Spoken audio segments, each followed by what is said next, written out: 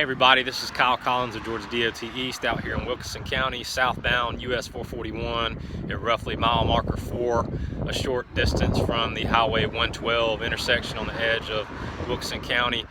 We're at the slope slide where we had to close the right-hand lane a few days ago after heavy rains had exacerbated an existing problem in this area.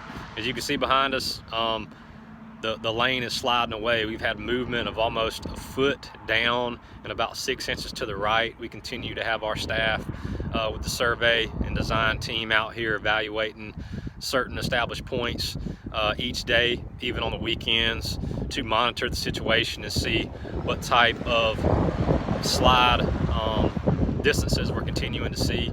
Just want folks to know that there's plans in place to potentially detour traffic both on site, nearby, and off site, which is a secondary emergency provision that we will have in place if it becomes an issue and we actually have to close the single lane that we have cars going in right now that's barricaded off with the concrete. But just wanted y'all to know that we're continuing to evaluate the situation, not only our district team but our area maintenance team, as well as we have a programmed emergency project with established funding to get geotechnical services out here to really evaluate what's happening, why it's happening, and program what will probably be a long-term fix. The US 441, this is a major area.